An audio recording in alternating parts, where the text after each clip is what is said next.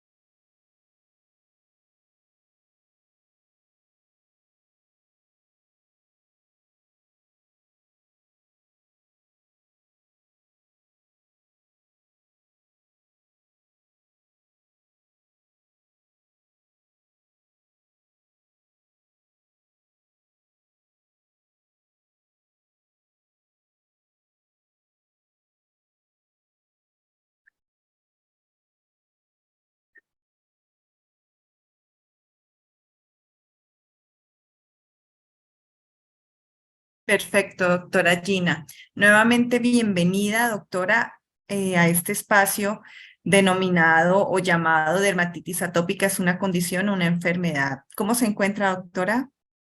Hola Indira, hola a todos los asistentes de esta tarde. Muchas gracias, estoy muy bien.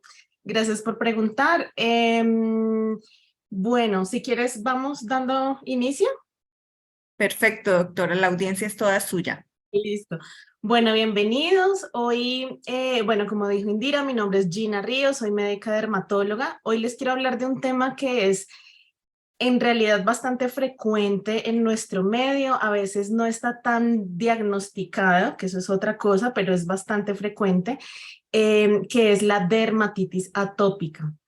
Y con este tema quiero que resolvamos esta pregunta que les tengo aquí anotada y otras que vayan surgiendo durante la charla, pero vayan pensando si ustedes creen que la dermatitis atópica es una condición, así como está como entre comillas, con la cual uno tiene que aprender a vivir y ya, o en realidad se trata de una enfermedad y como tal existe manejo y existe tratamiento. Entonces vayamos pensando eso. Bueno, la dermatitis atópica, para saber en realidad qué es la dermatitis atópica, debemos conocer primero cuáles son las funciones de la piel. Entonces, recordemos que la piel es un órgano maravilloso que es el órgano más grande que tenemos, tiene múltiples acciones que pues a veces desconocemos, sobre todo la acción protectora ante los potentes agresores del medio ambiente. Tiene una acción reguladora, tiene una acción inmunológica, es decir, las defensas, también tenemos células de las defensas del cuerpo en la piel, tiene una acción metabólica, tiene una acción sensitiva. Entonces, miren qué interesante. La dermatitis atópica es un proceso inflamatorio de la piel la cual se caracteriza por un intenso prurito. El prurito es el término médico que nosotros tenemos para denominar la picazón o la rasquiña, pero es intensa en este caso, y una intensa sequedad de la piel. Esas dos características más un montón de otras más que les voy a mencionar más adelante, hacen parte del cuadro de la dermatitis atópica, ¿sí? Eh, Hay muchas otras cosas en dermatología que tienen intensa picazón y piel seca, pero como les digo, no es solo esto. Ya vamos a ir resolviendo un poquito más adelante. Bueno, y así como está anotado acá en la diapositiva, para la dermatitis atópica, digamos que están involucrados factores genéticos y ambientales. Eso es importante. Entonces, miren, les puse un esquema como de la piel, un gráfico bastante visual, como para que entendamos un poco cómo sería la piel si agarráramos un microscopio y le hiciéramos un corte a la piel así como transversal, nosotros veríamos esta estructura como la que tenemos en el medio. ¿Y a qué se les parece? ¿No? Yo les puse aquí al lado como una imagen de una construcción como de ladrillitos y cemento. Entonces, esa es como una forma muy sencilla de entender cómo es la estructura básica de la piel. En este caso, los ladrillos serían las células de la piel y el cemento sería como esta sustancia que los está como manteniendo a los ladrillitos todos en posición, ¿sí? Esa sustancia, que sería el cemento, digamos, se llama matriz extracelular. Y bueno, las células de la piel, no importa el nombre porque tienen diferentes nombres de acuerdo a la localización donde está. Pero empecemos por el principio. La principal misión de la piel, como dijimos, es de actuar como una barrera que separa nuestro organismo del medio externo, ¿sí? Protegiéndonos de potentes agresores, pero también tiene una función muy importante que es la de minimizar la pérdida de agua. Y eso se logra mediante unas moléculas, sobre todo una que se llama filagrina, ¿sí? La filagrina es una molécula que es importantísima para que esa estructura de ladrillos y de cemento esté completica. Si no tuviéramos filagrina, si los seres humanos no tuviéramos esta molécula, seríamos, hagan de cuenta, como unas uvas pasas, ¿sí? Perderíamos todo el agua porque no se mantendría la cohesión de las células de la piel. Eso así como en términos generales.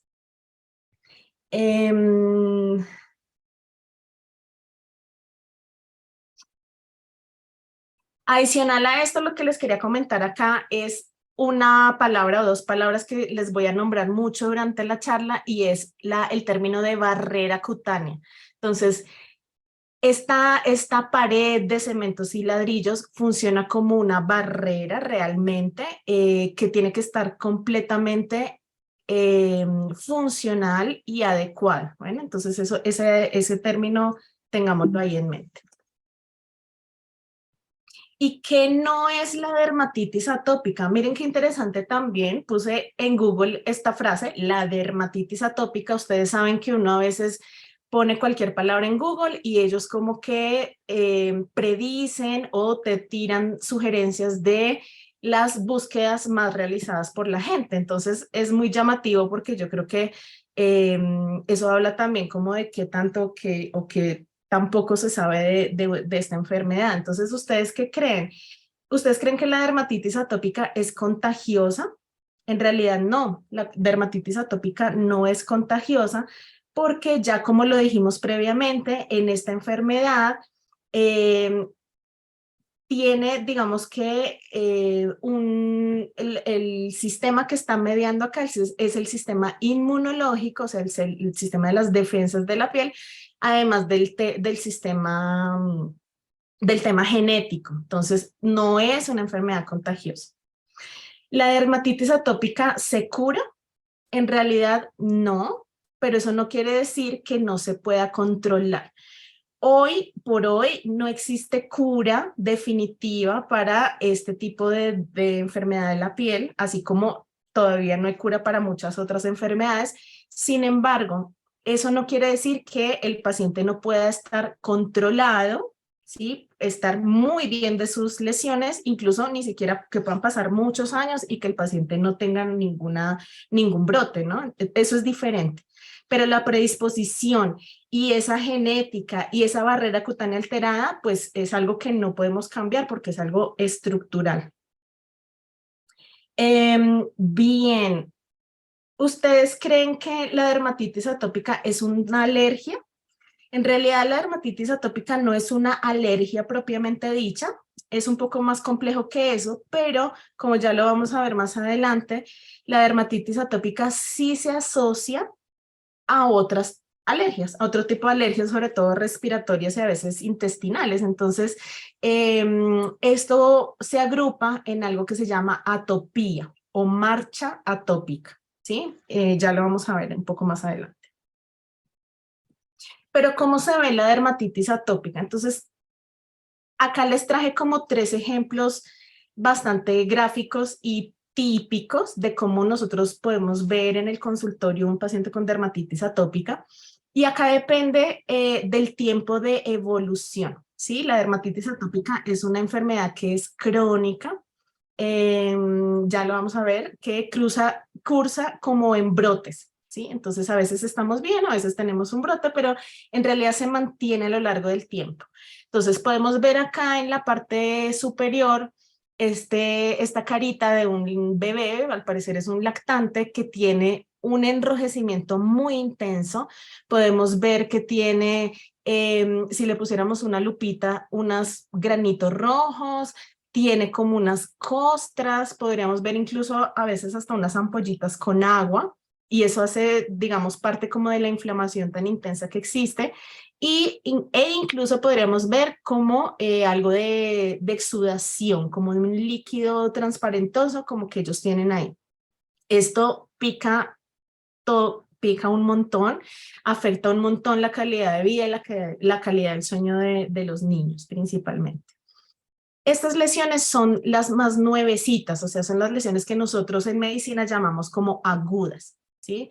Una vez que las lesiones van evolucionando o va pasando el tiempo, se van transformando y se pueden ir transformando como la foto que tenemos en el medio.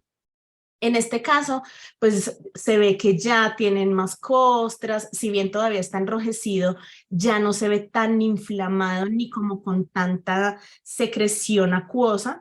Entonces a estas lesiones, esto es la parte de atrás de las rodillas, que es una localización muy frecuente, ya lo vamos a ver. Y esta es como una presentación que nosotros llamamos subaguda, o sea que no es tan nueva, pero que todavía está como activa.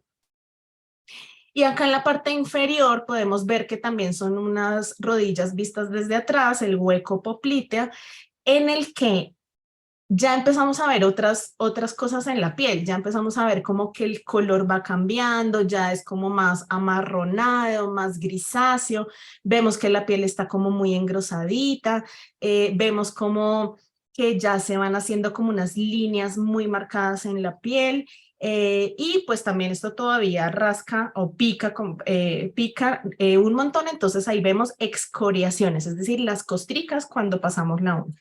Esto es como lo más típico.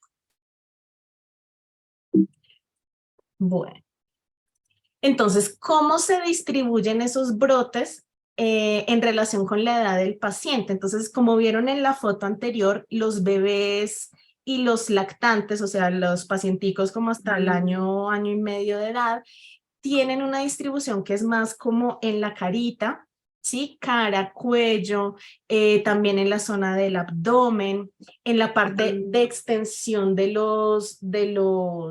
las extremidades, ¿sí? Esa es como la localización más frecuente en ellos. A medida que vamos creciendo, ya el niño grande y el adulto generalmente cambian como la distribución de estas lesiones. Entonces ya no vamos a ver las placas acá en la zona extensora, sino la vamos a ver en la cara interna, en las flexuras de codos y rodillas, en las muñecas. En los niños es muy frecuente como en la zona perioral, o sea, alrededor de la boca, en la parte del empeine, ¿sí? Esto también pasa en los adultos. Pero bueno, ¿cómo se diagnostica? Aquí mi misión no es que ustedes sepan diagnosticar ni mucho menos una dermatitis atópica, pero sí que si ya tienen el diagnóstico, sepan cómo se hizo, y si tienen alguna sospecha, que tomen como impulso y tomen la decisión de consultarle a su pediatra, a su médico de cabecera, a su dermatólogo, para hacer un diagnóstico correcto, y más allá del diagnóstico, para decirles qué grado de severidad tienen, y eso es importante y ya lo vamos a ver. Entonces, no importa esta imagen, esto es nada más para que sepan ustedes ¿Qué criterios utilizamos los médicos para hacer el diagnóstico de la dermatitis atópica? No importa la cantidad de palabras que se ve ahí, no los quiero marear con tanta información, únicamente quiero que entiendan que tenemos criterios mayores y criterios menores. Los criterios mayores ya los mencioné, el prurito, o sea, la picazón intensa, la distribución característica, ya las vimos en las imágenes, que sea unos brotes que no se mejoran, le mejora y vuelve y le sale. Y muy importante también que uno al interrogatorio, sobre todo con los niños es más fácil, uno encuentra que los padres son asmáticos o que son alérgicos o que tienen rinitis o que también tienen dermatitis atópica, entonces uno ya piensa en que el diagnóstico va por ahí. Hay otros criterios que son ya menores, que son un montón, que son ya cosas como muy específicas que nosotros buscamos al examen físico, pero esto también para contarles que el diagnóstico es principalmente clínico, es decir, que el diagnóstico el 90-95% de las veces lo hacemos nosotros en el consultorio, con nuestro ojo al examinarlos y con nuestros oídos al hacer la historia clínica. Hay ese pequeño porcentaje que no se logra diagnosticar de esa forma, es porque son formas pues como ya muy raras o difíciles, entonces ahí ya de pronto tenemos que hacer una biopsia de piel o algún examencito especial de sangre o ayudarnos con el alergólogo, pero en realidad no es necesario. Y eso se los explico porque a veces pues uno como que quiere de pronto hacerse algún examen de sangre, pero en realidad, sobre todo con los niños, es martirizarlos, el chuzón, y la verdad que mucho no nos va a cambiar como pues el diagnóstico. Esto también es solamente para que sepan cómo nosotros, una vez tenemos hecho el diagnóstico, hacemos una clasificación de qué tan severa es la enfermedad en ese momento, y asimismo nos ayuda para los controles, pues reclasificar, porque pues si una persona llega hoy con una enfermedad severa, pero yo la pongo en tratamiento y en 3 meses ya tiene una dermatitis leve, pues ya van cambiando también y uno va ajustando el tratamiento. Entonces hay muchas como tablitas de estas. A mí esta me parece que es muy práctica y es muy sencilla. Y para que sepan, pues nosotros utilizamos, valoramos cuánto porcentaje de superficie corporal tiene afectado el paciente, vemos esas lesiones específicas, qué tan inflamadas están, qué tan rascadas, qué tan rojas, ¿sí? Qué tan nuevas o qué tan viejas son. Y muy importante también, algo que evaluamos acá es los síntomas, qué tanto me está afectando la calidad de vida, qué tanto me está afectando el sueño, porque a veces, si bien la extensión puede que no sea tanta, no tiene muchas lesiones, sino tiene poquitas, pero entonces yo no puedo dormir, pero entonces esta rasquiña no me deja ni pensar, ya estoy como peleando con mi familia, nadie me entiende, entonces esto ya nos clasifica en moderada o severa, así tengamos pocas lesiones, entonces eso es importante. Y bueno, como ya les mencioné previamente, la dermatitis atópica también se puede relacionar con otras enfermedades o con otras, sí, como con otras manifestaciones de alergia, sobre todo la rinitis, la conjuntivitis, el asma, a veces alergias alimentarias, y cuando tenemos como todo este conjunto, esto se llama atopía en general, como marcha atópica o atopía. Pero no a todos los pacientes les pasa. Hay pacientes que tienen solo dermatitis atópica y nunca han tenido nada más. O hay pacientes que tienen rinitis y ya. O sea, esto no es tan así, pero nada, como para mencionarles que puede suceder que uno tenga como varios tipos de atopía.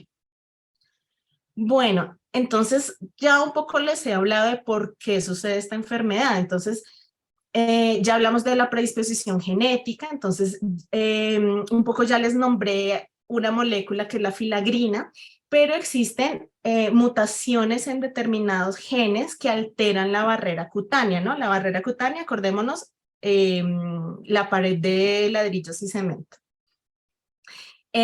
Cuando la barrera cutánea no tiene una función adecuada, ahí pasamos como al segundo punto, Lo que ocurre es que la piel está especialmente seca y al tener como no muy selladita esa barrera, entonces, ¿qué pasa? Favorece la penetración de agentes también exteriores. No solamente perdemos agua y la piel se seca, sino que de afuera hacia adentro estamos más predispuestos a que penetren microbios, bacterias, virus, hongos, a que penetren sustancias que generen alergia, o sea, eso se llaman alérgenos, y pues esto se convierte como una bola de nieve que empeoraría todo.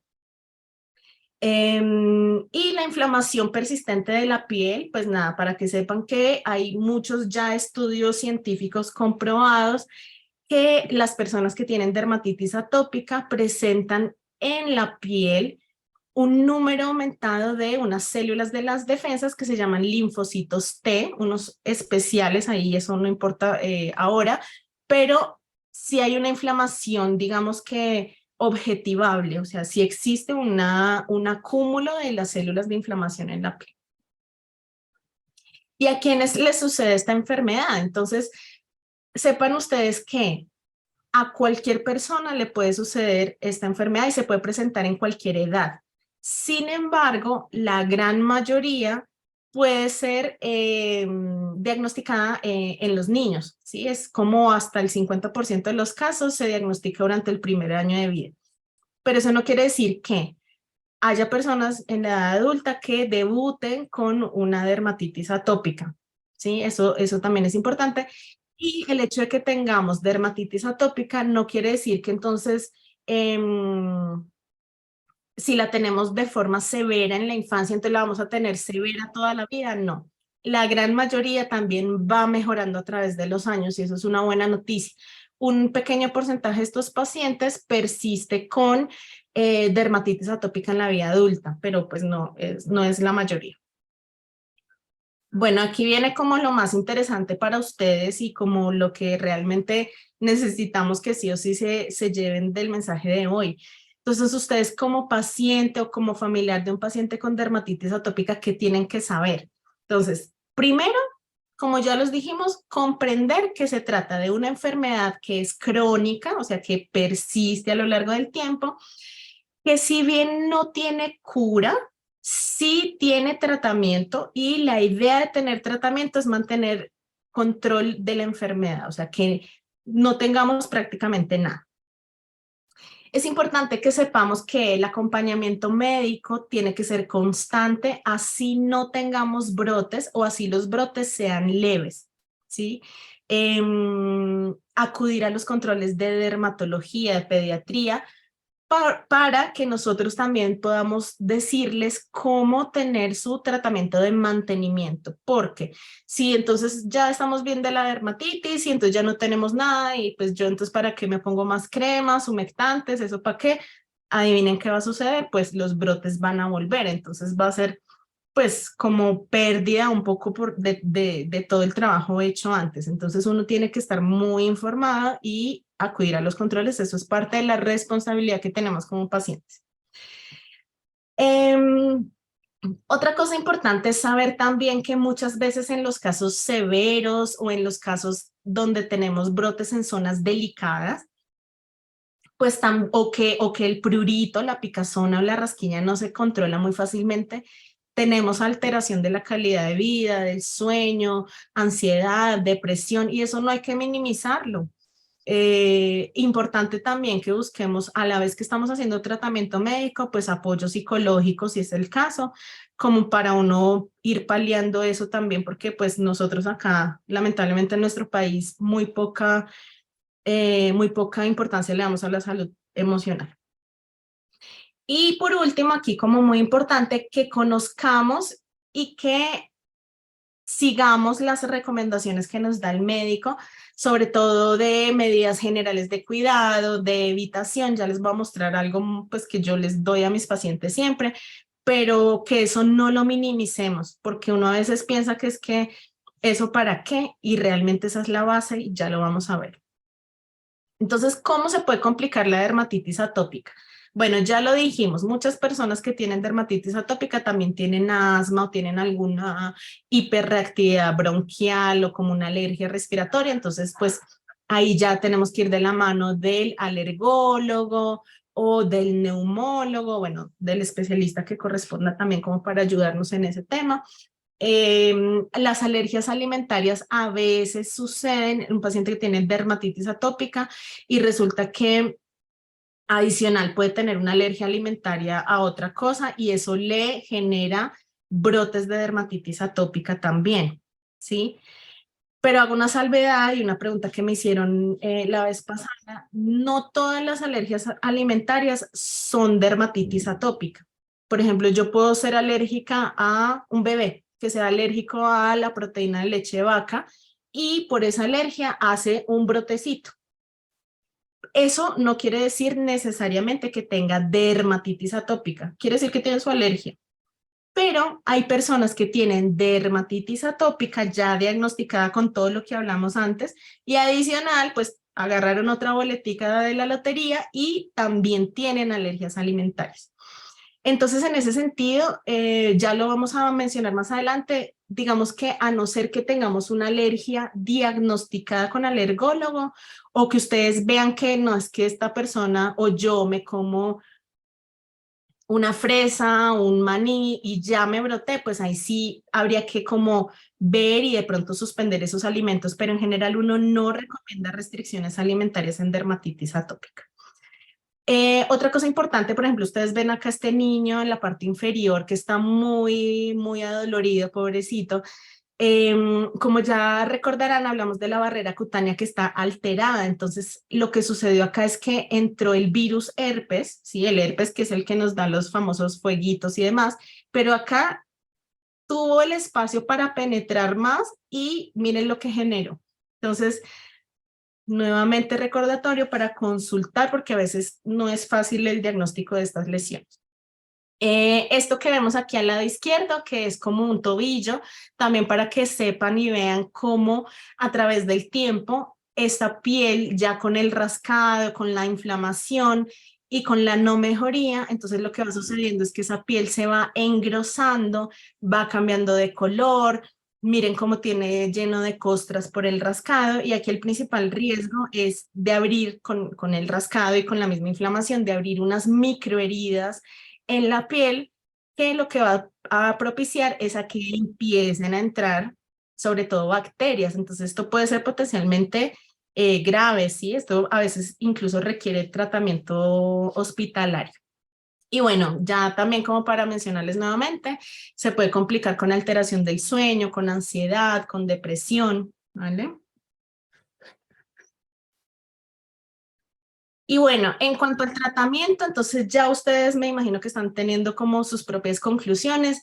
¿Qué tenemos que mantener acá? La barrera cutánea. Tenemos que mantener ese esquema de ladrillitos y cemento bien bonito, bien ajustado para que no perdamos hidratación y para que no penetren los agentes que nos van a alborotar la dermatitis. Entonces, ¿de qué nos valemos acá? Pues de los hidratantes. Ya les voy a decir, los hidratantes son la principal herramienta para mantener y para restaurar la barrera cutánea, ¿vale?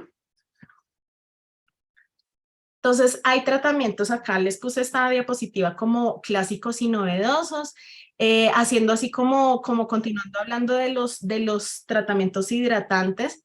En general, digamos que uno recomienda en un mundo ideal productos dermatológicos hidratantes que ya pues por la tecnología que tenemos hoy en día, incluyen en sus propiedades ácidos grasos, ceramidas, como compuestos que realmente van a volver como a mejorar esa barrera cutánea, pero pues son productos dermatológicos y lo menciono así porque a veces no todo el mundo tiene acceso a ellos, ¿no? Lamentablemente pues estamos en un sistema de salud que a veces no nos deja como acceder tan fácil y yo lo que le digo a mis pacientes que no pueden acceder es bueno, si no se puede comprar esta crema, entonces utilice cualquier crema humectante que sea blanca, que no tenga perfume y utilícela. Utilizarla es como el primer paso, porque a veces la compramos y la dejamos allá. Entonces, ahora les voy a explicar cuántas veces al día, en qué momento y demás, pero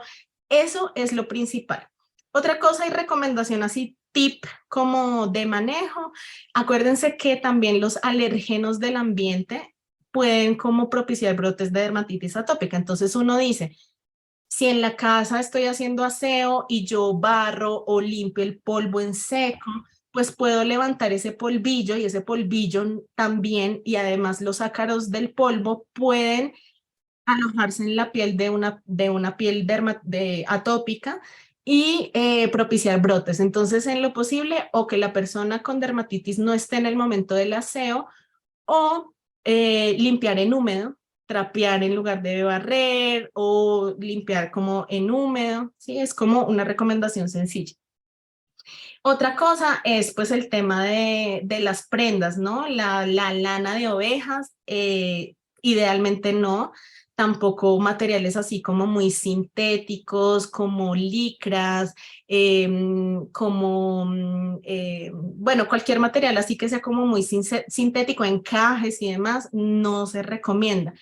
Idealmente en contacto con la piel, el algodón, la tela de algodón, que es como lo más sencillito, eh, y pues con eso ya uno como que va teniendo un mejor manejo, ¿vale? Bien. Bueno, entonces, en cuanto al tratamiento médico como tal, específicamente, les voy a mencionar aquí como lo que nosotros más usamos en dermatología. Entonces, yo me imagino que todos en algún momento se habrán utilizado una betametasona, mometasona, hidrocortisona, desonida, clobetasol. Todos ellos se llaman esteroides tópicos, ¿sí? Que es la primera fotico que les puse. Digamos que esos medicamentos han sido maravillosos a lo largo del tiempo pues en la medicina. Sin embargo, hay que tenerles como unas consideraciones muy importantes. Una, que se utilizan únicamente en los brotes agudos, o sea, cuando tengo el brote así activo. Dos, que no lo tengo que utilizar mucho tiempo porque al contrario de ayudarnos empezamos a tener efectos adversos del medicamento. Entonces ya no me funciona o yo me lo aplico y siento como que la piel está más adelgazada, incluso a veces se puede absorber y a tener alteraciones metabólicas internas. Entonces esto es de mucho cuidado, sobre todo no automedicarnos, porque miren que nosotros decidimos qué tipo de crema de esteroides le damos al paciente dependiendo de la edad, dependiendo de la localización de las lesiones. Los días que tienen que tener de tratamiento también depende de la edad y de la localización. Entonces esto es algo como que de verdad esa responsabilidad es más de la parte médica, y ya después, pues ustedes en casa pueden saber y pueden aprender en la consulta cómo manejarse, pero en principio no automedicarnos. Ah, bueno, y paréntesis, mucho menos con estas cremas que son triple conjugado que le llamamos acá, que es como para todo, pero al final no es para nada. Es así, peor que peor, entonces intentemos no. Importante entonces acá que es durante el tratamiento agudo, durante las lesiones agudas, y una vez que ya están mejor, eso se va suspendiendo. Hay otro medicamento que no se los puse acá, que se llama tacrolimus, que utilizamos ahora bastante, y es maravilloso porque lo utilizamos para el tratamiento de mantenimiento, y ya cuando el brote agudo está como más calmadito, lo podemos utilizar ahí sí como largo tiempo, y esto lo que nos va a hacer es prevenir o disminuir la cantidad de brotes que van apareciendo a lo largo del tiempo. Entonces, ese es un tipo de cremita que se llama ahorradora de corticosteroides. Entonces, bueno, eso como para que lo sepan. Mi idea acá tampoco es que entonces ya la doctora de la charla dijo, entonces voy a ir a la droguería. No. Es como para que cuando se los nombren, ustedes ya sepan de qué le están hablando. Acá, por ejemplo, les puse este mupirocina. Esto es un antibiótico que es en ungüento, es en una cremita que a veces nosotros damos cuando hay casos de sobreinfección bacteriana. Entonces, como ya les mencioné, uno tiene que hacer el diagnóstico. Entonces, para que sepan cómo pues esas cremitas para qué sirven.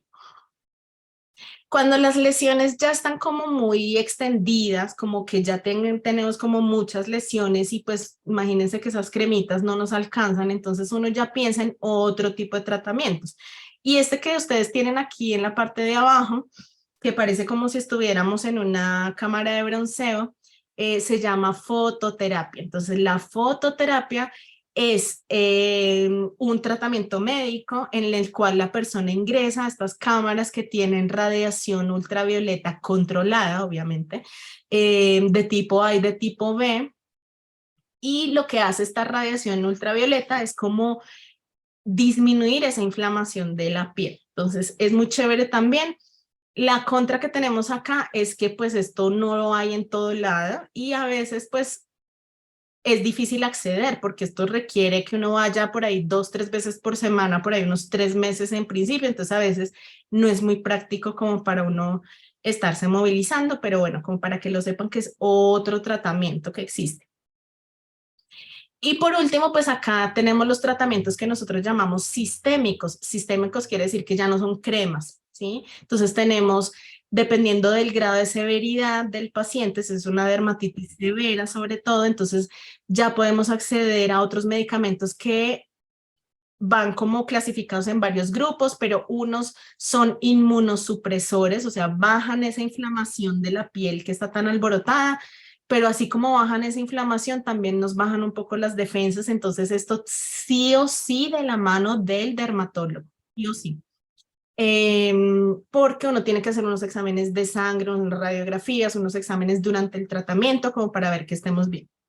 Hoy por hoy la medicina también ha avanzado mucho y contamos con otras moléculas, ya sea en pastillas o en inyecciones, que no bajan tanto las defensas, que son un poquito como más específicas y solamente como que modulan un poco el tema de la inflamación de la piel sin afectar tanto otros órganos, pero bueno, esto ya va de la mano como de un tratamiento ya continuo. Simplemente se los menciono para que sepan que existen. Si tienen dudas, porfa, pregúntenle a su médico de cabecera.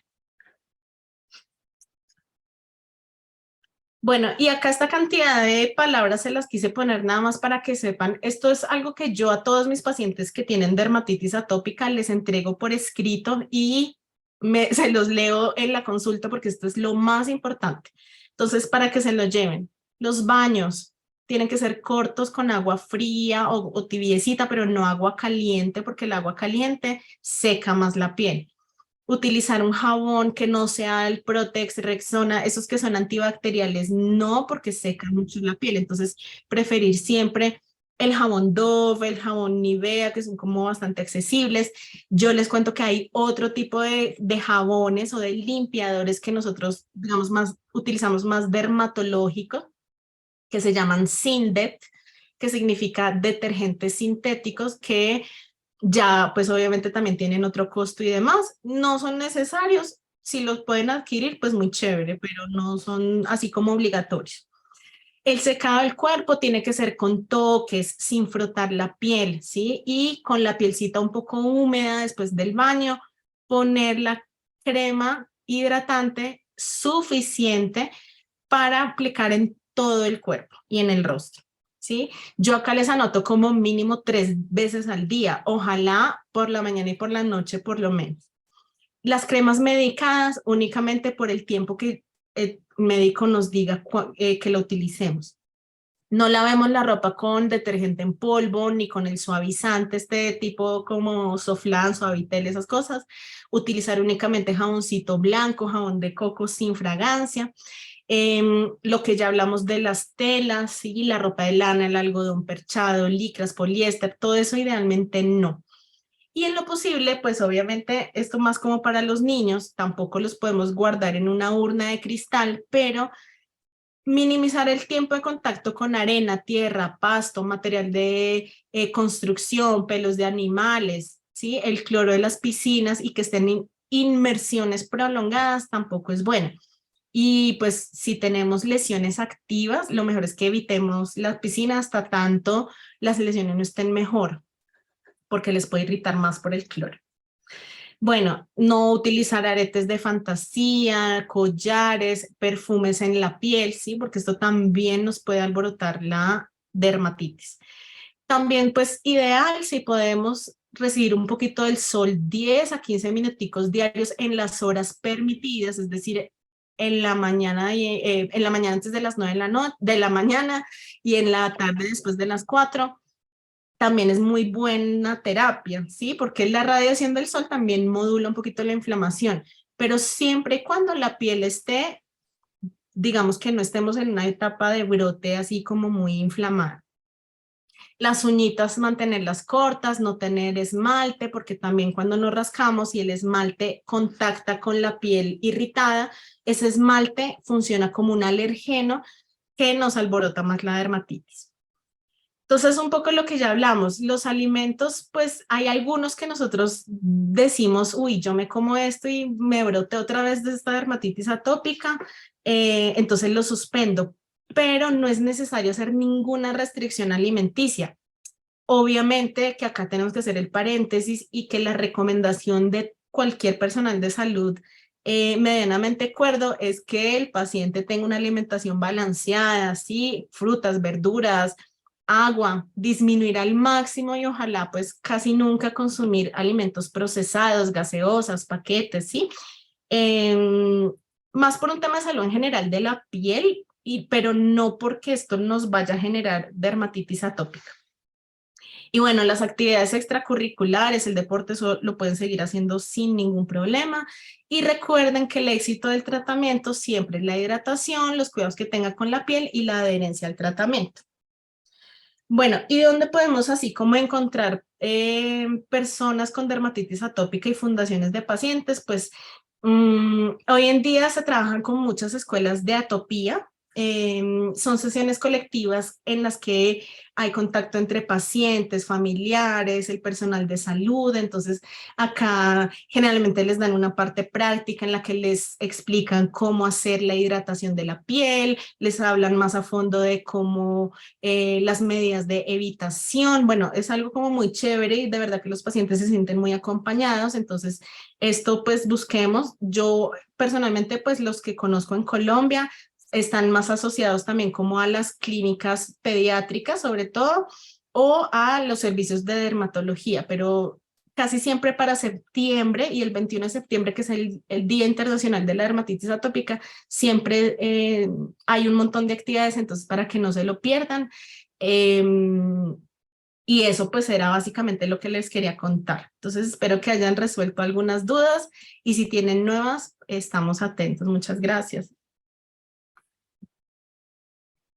Muchísimas gracias, doctora Gina, por este espacio, por compartir con nosotros toda su experiencia y toda la información que es tan útil para todos los pacientes, porque como yo siempre les digo, en algún momento vamos a ser pacientes o en algún momento hemos sido pacientes o un familiar o alguien cercano se le puede presentar esta condición y qué bueno que nosotros podamos ser por lo menos un buen consejo, una opinión acertada. Y como siempre yo les he repetido, estos espacios desde la Fundación van dirigidos precisamente a que el conocimiento o la información que nosotros tengamos sea de la mano del especialista y no pues lo que de pronto encontramos en Google o de pronto lo que nos dijo la vecina o que no nos quedemos simplemente con lo que de pronto uno preguntó y que uno esté con el mismo tratamiento que le mandaron a otra persona con una condición que no necesariamente es la misma, sino de pronto parecida. Y sí que todos estemos con la información bien clara de la importancia de la opinión médica y del seguimiento por parte del especialista. Doctora, voy a compartirle una pregunta que tenemos en el chat. Ah, no, no es pregunta, es un agradecimiento. Gracias por compartir sus conocimientos, ya que es muy útil para nuestra labor de gestoría. Gracias. Un gusto. Perfecto. Déjeme revisar, doctora, por favor, si tenemos preguntas desde Facebook. Gracias.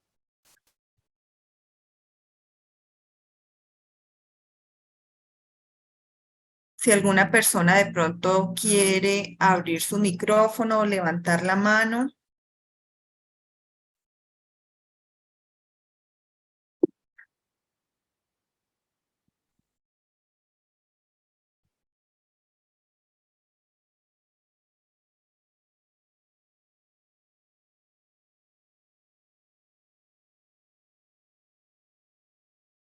Tenemos una pregunta, dice, ¿la dermatitis tiene que ver con la edad? Bueno, la dermatitis no, es decir, la dermatitis atópica, recordemos que no se cura para siempre, pero el hecho de que no tengamos lesiones no quiere decir que ya estemos curados. O sea, ¿qué es lo que pasa casi siempre? Lo que sucede casi siempre es que hay como un micrófono abierto, creo que por ahí me está haciendo interferencia. La dermatitis atópica en su mayoría va mejorando con los años, pero eso no quiere decir que entonces uno se curó mágicamente. Siempre uno tiene que tener como esos cuidados para toda la vida para evitar que esos brotecitos que salían antes tan seguido no vuelvan a salir. Pero pues sí es cierto que la gran mayoría que les pasa en los niños ya cuando son adultos mejora un montón.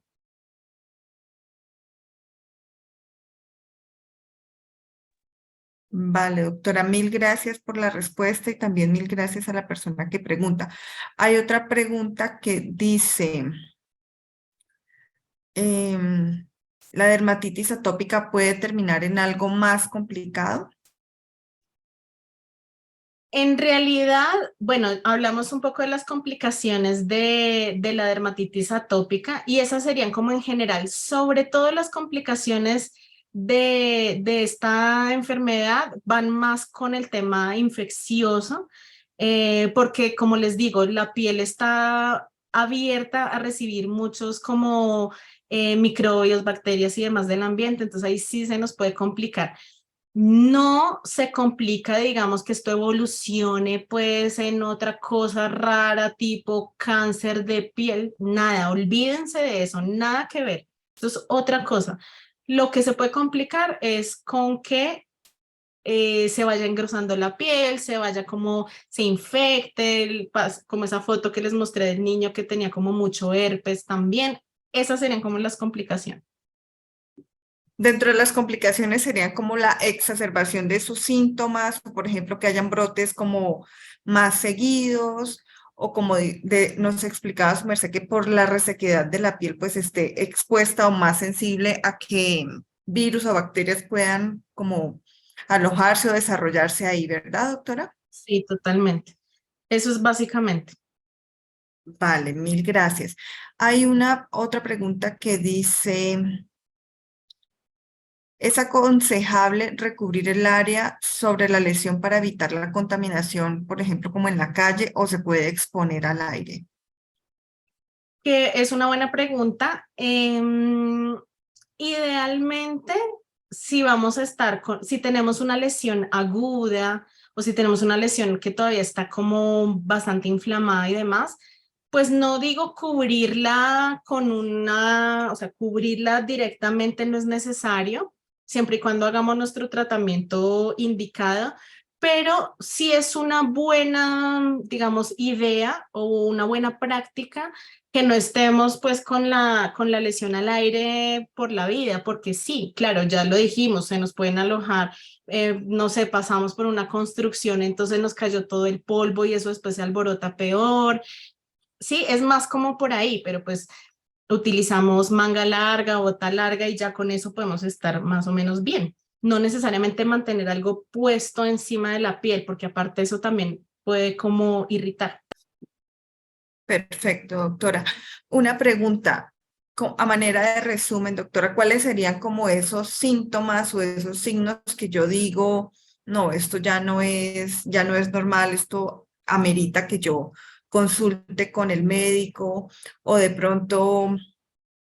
Bueno, aunque puede ser otra pregunta, pero a veces los pacientes consultan con el médico general, consultan con el médico general y no es fácil como que lo remitan a uno con el especialista en dermatología para uno tener pues la opinión del especialista. ¿Cuál es esa recomendación para los pacientes que ven de pronto síntomas que se repitan y que diga uno, no, esto amerita que verdaderamente yo sea atendido por el especialista en dermatología? Bueno, esa pregunta está muy chévere porque mira que uno, bueno, pues yo también fui médico general y de verdad que uno así tenga, lamentablemente volvemos al tema de nuestro sistema de salud, que es un poco a veces complejo para tanto paciente como para nosotros, y el corto periodo de tiempo que tenemos para atenderlo, pues también nos imposibilita muchas cosas.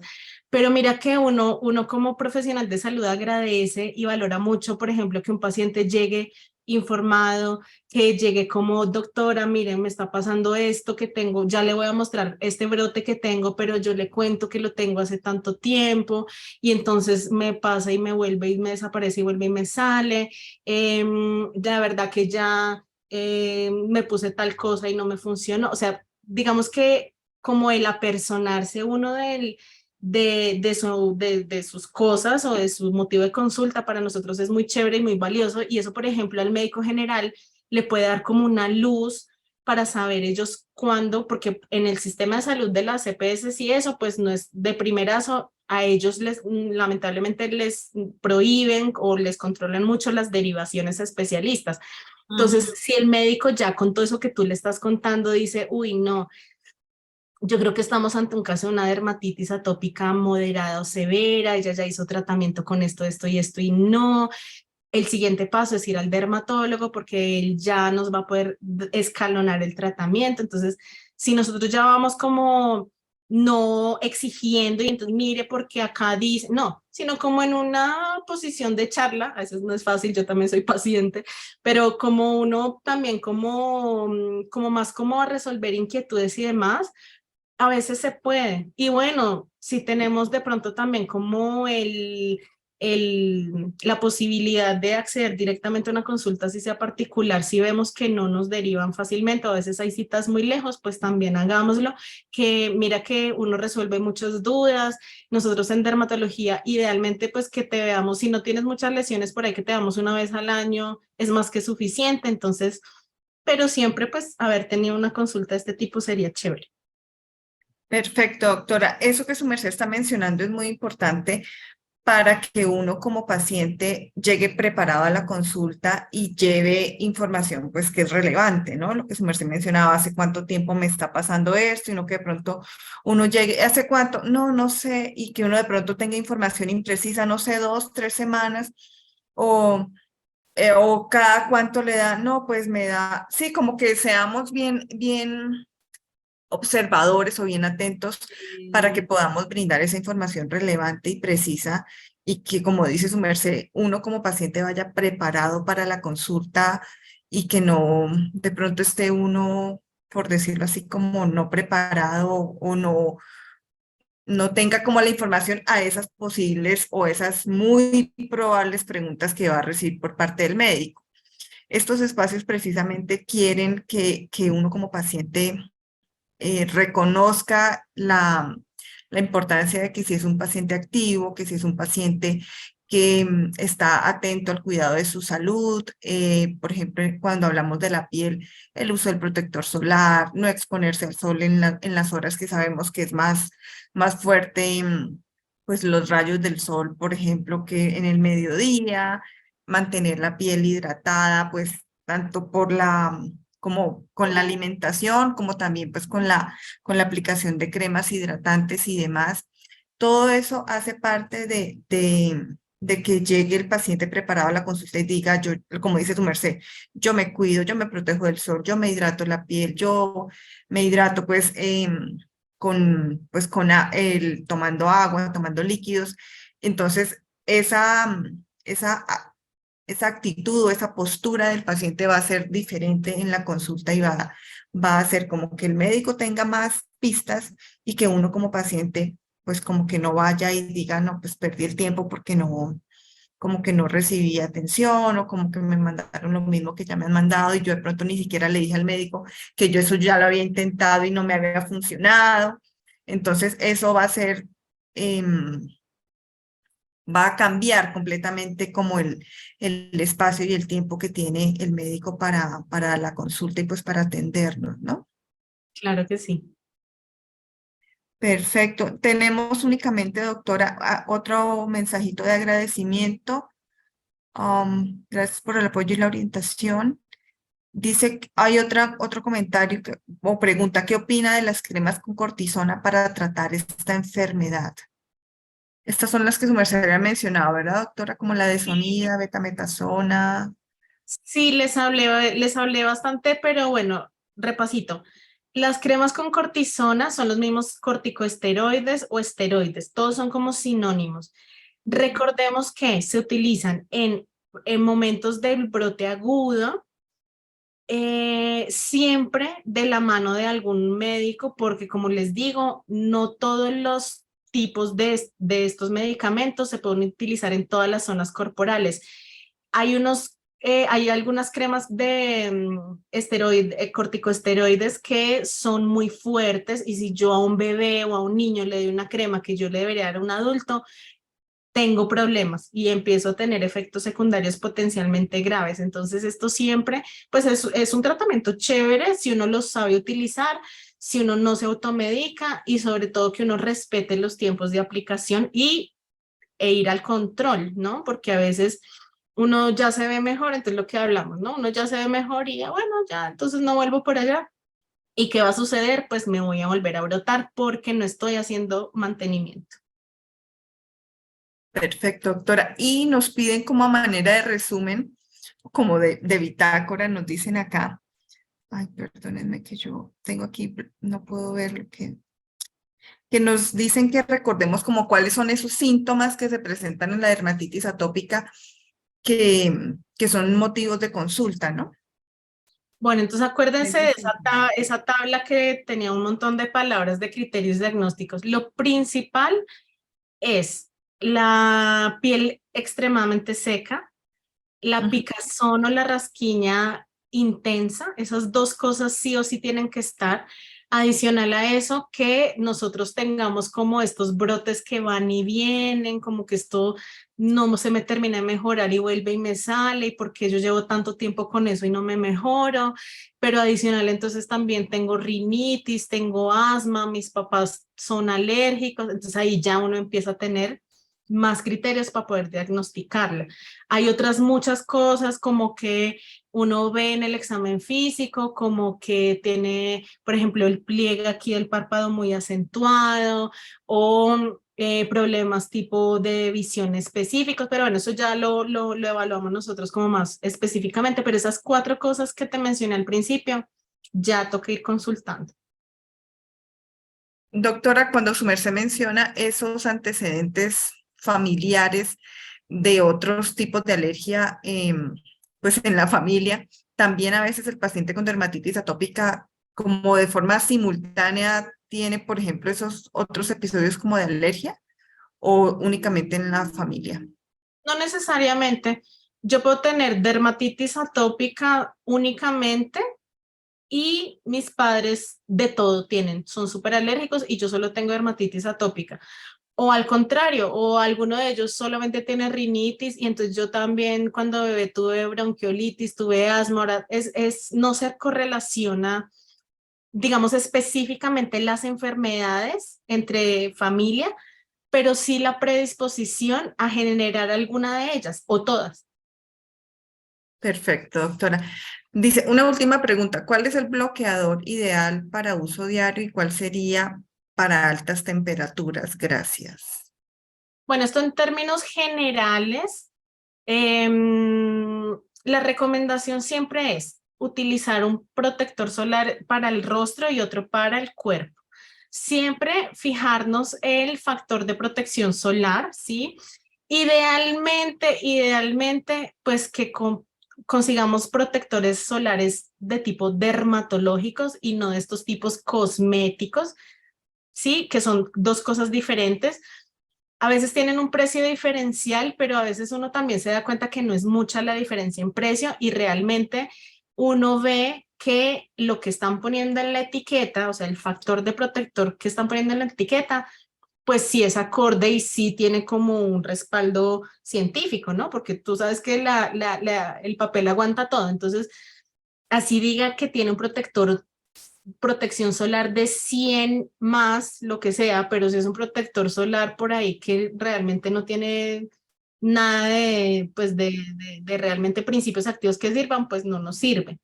Entonces, la recomendación en general es para el cuerpo que el factor de protección solar sea 30 o más y para la cara que el factor de protección sea 50 o más. No es necesario que compremos entonces 100 Ultra, 100 Total Block, en realidad no, eso es un tema más marketing, ¿sí? De una vez para que lo sepan. Uno, digamos que las curvas de protección solar, se sabe que, digamos, a partir de factor 50 es la misma protección a que si yo tuviera factor 80, factor 100. Entonces, con que nos compremos un factor 50 está más que perfecto. Lo importante acá es ver que tenga protección para radiación UVA, UVB, ojalá para luz azul, ahora ya todos traen a eso como en las etiquetas, y que lo usemos, que lo reapliquemos. Acordémonos que así estemos en Bogotá, así estemos en la playa o así estemos en donde sea, el protector solar se reaplica cada 4 horas. Y sobre todo también en Bogotá porque tenemos una radiación muy importante. Entonces, no nos confiemos de aplicarlo solo una vez al día, en zonas expuestas al sol, obviamente. Sí, a mí me parece que eso es bien importante lo de la reaplicación, porque muchas veces yo siento que no lo hacemos. Por lo menos uno diga, bueno, como reaplicarlo al menos como al mediodía para lo que queda del resto de tarde, ¿no, doctora? O cada 4 horas como su merced lo indica. Listo, doctora, con esto hemos llegado al final de las preguntas. Vamos a finalizar. Les voy a pedir si se animan a prender su cámara para que nos tomemos una foto de despedida. Como les había dicho al principio, la grabación de este webinar va a quedar en el canal de YouTube de Fundación Funden. Ahí pueden encontrar esta grabación. Y, doctora, su merced, ¿puede por favor dejar de compartir? Claro que sí. Mil gracias. Listo.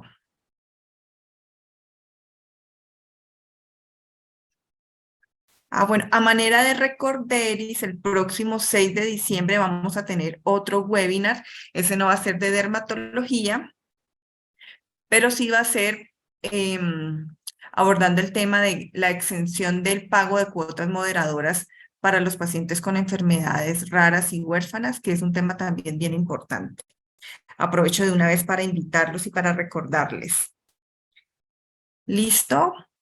Bueno, ya voy a tomar la foto. 1, 2, 3, sonrían. Muchísimas gracias a todos por participar. Doctora, mil gracias por este espacio. A ustedes, muchas gracias por la invitación. Y bueno, cualquier duda, aprovecho ahí paréntesis. Ahí les dejé mi correo, si quieren ahora lo dejamos aquí en el chat.